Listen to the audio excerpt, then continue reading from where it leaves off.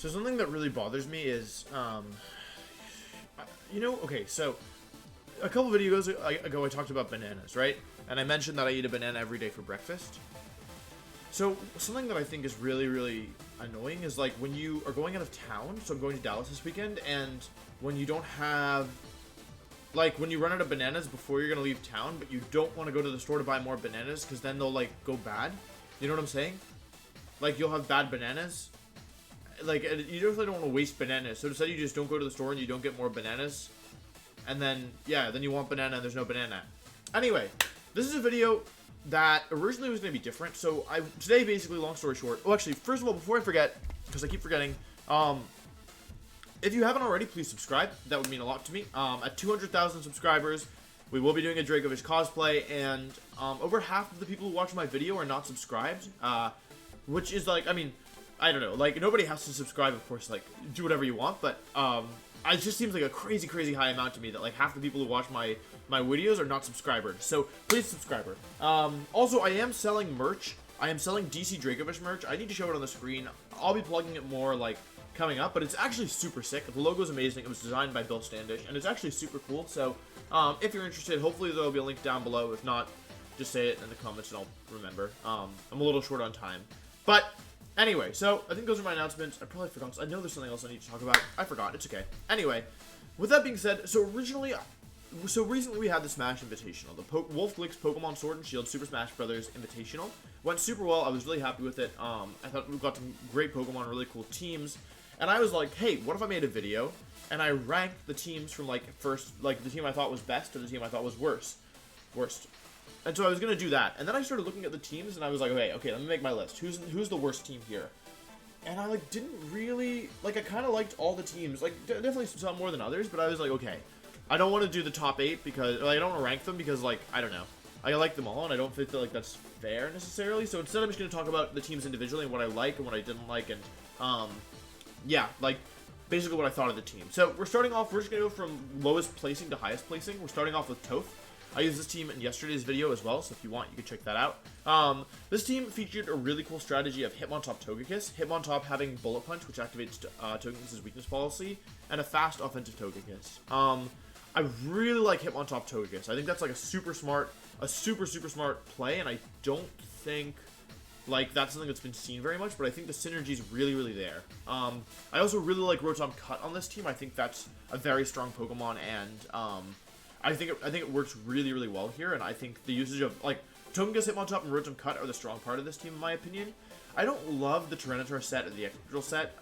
The thing about Special Assault Plus Tyranitar is, like, it just really struggles to do damage. And although, of course, you can use Tyranitar to beat Gyarados, or Cramorant, if that's your fancy, overall, I just don't love Special Tyranitar because it's weaker if you don't have a boosting item, and, like, I think Assault Plus Tyranitar is cool, but I'm not totally sold on it. I also don't know how I feel about Excadrill without Rock Move. Like, without a Rock Move, like, I probably would have dropped Protect for Rock Slide in this team. Though, like, there's merit to both things. I don't know. I feel like I like the Excadrill. I've seen some Focus Sash, or some Swords Dance Excadrill go bulkier, so I think that's something I would have liked to see. And I don't love Gyarados here. Like, I understand why it's here, but I don't know. Like, I don't love it here because I feel like a lot of the time you want to Dynamax either Togekiss or Excadrill, and so I feel like Gyarados really needs to Dynamax to be good in this format, or at least this kind of set, maybe. So, I don't know. But I do understand why he wanted a Water type. He doesn't really have Water resistances instead of Rotom. Rotom obviously being weak to Ice, which is a common, like, second type that Water types run. So I understand why he had it, basically. In that slot, I feel like a couple of other things could have worked, but yeah, I don't know. I think if I were to take this team and, like, move forward with it, I'd probably rework the Tyranitar or just drop the Tyranitar altogether, and I'd probably drop the Gyarados for something else. Maybe something like Fast could be good. Like, maybe, I feel like Dragapult could maybe be good in this team, but I feel like, yeah, I feel like Dragapult could actually be good. Dragapult Hitmontop actually sounds kind of nice, but with Life Orb, yeah, I think that could be interesting. So that might be something that I would do if I was to build this team again. You could actually do something cool where you could run Max Steel Spike on Dragapult and Bullet Punch on Hitmontop with Life Orb, and I think, I haven't calced it, but maybe, like, you could, against Togekiss, you could Bullet Punch and then Max Steel Spike to break the Babiri Berry, and then maybe KO. I think that would be really funny. So that might be something that I would do if I were moving on with this team. Oh, this is going to take a while if I do everybody at that length. Okay, next up we have Mewtwo King. Mewtwo King's team is pretty straightforward. It featured Kasib Berry, Ally Switch, Bulldoze, Body Press, Bronzong, Specs Torkoal, which we also saw Ludwig use, Togekiss support set with the Babbery Berry, Life Orb Dragapult with Dragon Dance over Protect, Rhyperior with Weakness Policy, and Eject Button in D. So, overall, I like this team a lot. There are things that I like about this team and things that I don't like about this team. I should say, like, I think that Mewtwo King's team is a team that does a really good job of having one set, or like, you know, like a couple set game plans, and I think that is a real strength of it. I don't love Eject Button in DD because, as we saw in his set versus Alpharad, it can be abusable. It can definitely be abusable, like doubling up into a DD with a faster mon and then a water type or a ground type move. That's a real disaster for NTD, and you really, I don't know, like, I think this is a team I would have had to see more of, since Mewtwo King only played 2 sets to really get a good grasp of how good it actually is. But overall, I don't know. I like what he was going for, and I think it was probably a good call for this tournament because, you know, having the way that you beat a team like this is you understand what it wants to do and you take advantage of it. So, for example, you don't let them switch out easily with Ndidi, or you don't let Bronzong get Trick Room up, you reverse the Trick Room, or you, like, set up instead of, like, you go lead, like, Togekiss Dragapult, you yawn Dragon Dance, or you do stuff like that. Like, there are tricky things you can do. That's more the kind of thing that I think of as, like, in terms of beating this team. So I do think it was a good call. I like the Togekiss Dragapult mode. I know he didn't bring it, but I do think it was a nice option to have. Togekiss is also a secondary Follow Me support for Bronzong. So, actually, you know what? If there was a situation where you didn't want to get a Eject Button, you could always just go Togekiss. Togekiss Bronzong lacks offense, but, like, you can kind of get around that in some ways. Like, Follow Me, Trick Room, and then hard switch Follow Me, and hope to get a sweeper in for a relative free is pretty good. So yeah, overall, I think this team was a good call, and it was a good team. And I think I wouldn't have been surprised to see Mewtwo King do better with it at all. Next up, we have Plup's team. So Plup's team is super cool, and I like, honestly, what I like about Plup's team the most is, like, isn't it the best team? No. But did he use what he wanted to use, and did he probably have fun with it? I think probably yes. The fact that he made Cramorant work, I think, is so cool. I love the Sableye tech. This is very, like, this is a very Ashton Cox team, so I can really see Ashton's influence when on this team. So I like this team a lot. Obviously, like, the big weakness to me is Dragapult. I don't really see a way around Dragapult with this team, except for, like, Dynamax Rhyperior and hit it really hard with, like, Rock Slide, or, like, I guess you trick it to, like, weaken its damage output and then eject it out, but, like, Dragapult seems like a huge weakness. When I was using this team, that's, like, something that really jumped out at me. You do have Prankster Sableye with Will-O-Wisp, so you could burn it, but Sableye with Eject Button, like, is not super consistent, because they could just protect and use Dazzling Gleam with Togekiss, for example, or Follow Me with Togekiss, and then you're kind of, like, I don't really know how you get around Togekiss Dragapult with this team, and that's not saying there isn't a way, that's just saying that the way isn't obvious to me. One thing I really liked about Plup's team was the use of the Eject Button Sableye. Sableye has a niche over Grimmsnarl and Whimsicott with Trick, with Eject Button, because it cannot be Fake Outed, or hit with any well, no, it's not true, or it cannot be Fake Outed, and it can't be Prankstered as well, which is very nice. You can't Prankster Taunt it with Whimsicott, you can't Fake it out, you can't hit it with, like, fake, Bullet Punch, but you know, Mach Punch and stuff like that does not work. Yeah, I really like the way that he used Rain Dance to set up his Specs Cramorant, and then just fired off attacks. I like that he would surf himself to eject out into Gastrodon. I thought that was really clever. Or into Rhyperior sometimes. Yeah, I thought Sableye was a super cool Pokemon and something that's really being underrated, and I loved Plup's usage of it here. Again, I think Words on Sea is a pretty good move on Mon. I don't really understand Light Screen on this team, but I also don't think you need Protect, so I can kind of dig it. Snarl, Will-O-Wisp, Flamethrower, Arcanine is probably solid. I like the Fire, Water, Grass Core. I can see he's got that going on. 2 ground types is okay.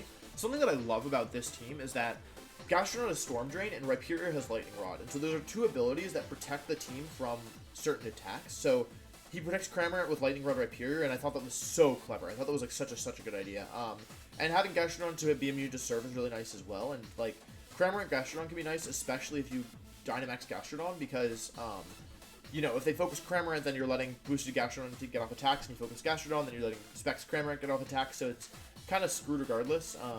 I don't know how much I love Stockpile, Earth Power, Scald, Recover Gastrodon. I do feel like that's a little slow, but also I think it was fine. Like, especially because we weren't playing with the timer in every game. Like, some games had the timer and some games didn't. So with the timer, I think I don't love Stockpile Gastrodon because I think it is weak to the timer. But also, like, I wouldn't have expected Smash players to think that much about, like, the 15-minute timer because they aren't super used to, like, that kind of like, not that concept because they do have timer in Smash, but I don't know, 15 minutes is relatively short in my opinion. Next up, we're going to go to Alpharad's team, which I believe is here. This is a team that I built. I think probably this is one of the weaker teams. I do think it was a good idea for Alfred to use it just because it's something he's comfortable with. And I want to say, I think for both Toph and Alpharad, I think they had kind of rough matchups. So I do think that kind of influenced their performance. Alfred finished 5th in the tournament, tied with Plup. This team, I mean, I built it myself, so I don't want to talk too much about it. I like the eject, but I like Whimsicott Lucario. I feel like that gives you a couple of really tricky options. I like Whimsicott Mudsdale in theory, although I think the Mudsdale spread was bad. I like Dracovish and Tailwind, and I like Togekiss Dragapult. So, and I also like Max Flying Dragapult with Dracovish against training teams that aren't Trick Room. I think that's pretty strong. So, yeah, I think that was an option that he might have had, but overall it was just tough. I think for this team. This team was super physical. Like, all of the sweepers are physical, and I feel like he played against what, Esam, who burned him a bunch, and King, who he beat, and then he dropped out of the tournament. So I wouldn't have. I mean, he only played 2 games, so I think he would have had to play Zain next. So I don't know. I think there was a chance he could have maybe gone further, but yeah, obviously he dropped out himself, so he didn't want to. But yeah, I think the team is like fine. I don't want to talk too much about it because I built it, and yeah, I mean, this is like a pretty straightforward, tricky team. You know, like it's a team that has a lot of tricks and turns on it. So. Next up, let's take a look at Hugs' team. So I actually really like this team. Okay, this team is Mandibuzz, which is a super cool Pokemon, and I like a lot. Strength of this team, it's very bulky. I actually really like the Sylveon set, or at least when I was watching it, I really liked it. Mystical Fire, Calm Mind, Hyper Voice, and Protect with Leftovers. I'm not crazy about Leftovers this format, but I thought that was a cool tech. I also like the Assault Vest Ferrothorn. I also really like that he would Dynamax the Ferrothorn. I thought that was really cool. I think his team made really good use of Steel-type max moves. I remember when I was watching it with Dragapult and especially Ferrothorn Dynamaxing. Yeah. Arcanine, super good support with Flare Blitz, Willis, and Snarl. I feel like that really supports both Arcanine and Sylveon and Ferrothorn, and to some extent both Dragapult and Rotom as well, although I think Sylveon and Ferrothorn are bigger deals. Yeah. My complaint about this team is that it's too slow and too bulky. Like, it doesn't have enough offense, in my opinion, especially with a format with a timer. So, I remember in Hugs versus Plup, they didn't have the 15-minute timer on, so it went, like, a long time. But, yeah, I think Hugs played it really well, but I think kind of the weakness of a team like this that we saw is that when it plays against hyper offense, like the team that Zain used, it can kind of fold pretty quickly. Yeah, so, like, it's really hard for a very bulky team to weather a storm of hyper offense, and so that's the main reason you run more aggressive Pokemon, and he definitely had tools, and it was a good set, and, like, it was, you know, it was a 2-1, so he won a game, but, yeah, I think this team strikes me as a little bit too slow and bulky. I do still really like it overall. However, yeah, I think it was too slow and bulky. So sorry, guys, I can only have 5 at a time, and I had my own, but, yeah, we have to rent this one now. So next up, we're doing Esam. 1, 2, 3, 4. 1, 2, 3, 5, 8, 2. Okay, and then 9N. Cool. Obviously, you can also rent these yourself if you want. So next up, we come to Esam's team. I'll just show it for now. Oh. Sorry. 1, 2, 3, 4. 1, 2, 3. Oops, 5. 8. 2.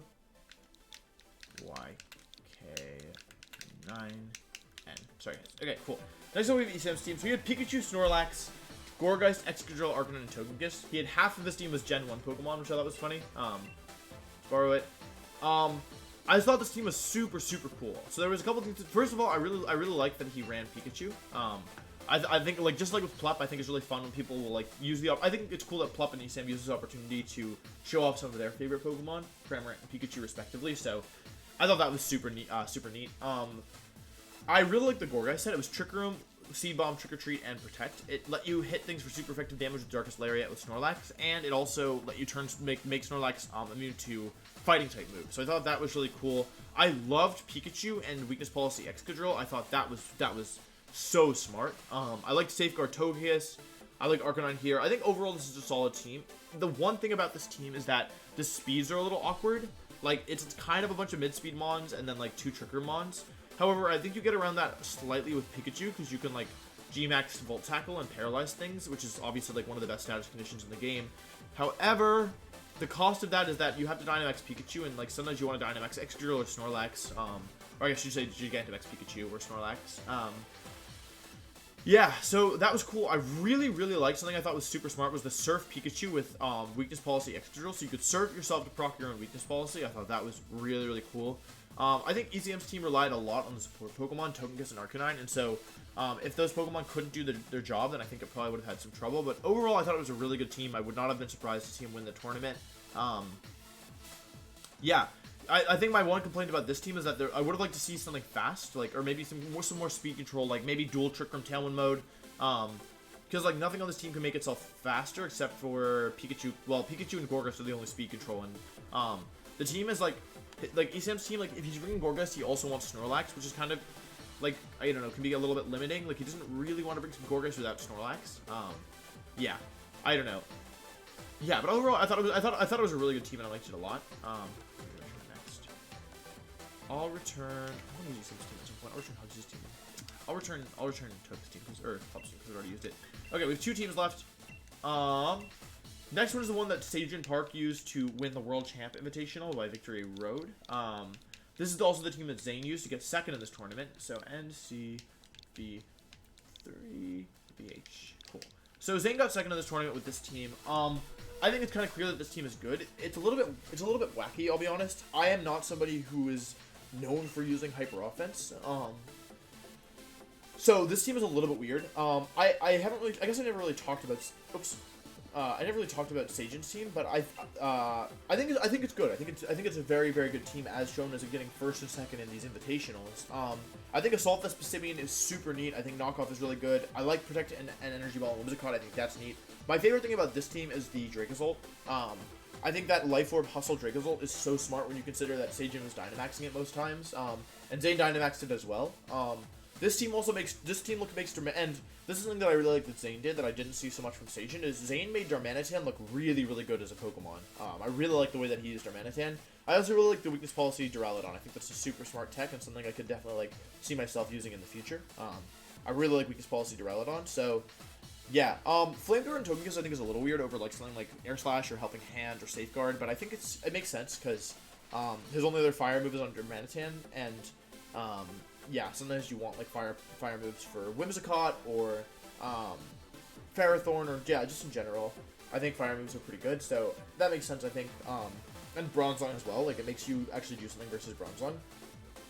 This team is hyper offense, so it feels very much momentum based. I think SageN and Zane I think did a really good job of managing speed control using Whimsicott, and also I think they did a really good job of like this team is a team that strikes me as just like very, very, very, very like Togekiss centric, which is okay because it uses Togekiss really well.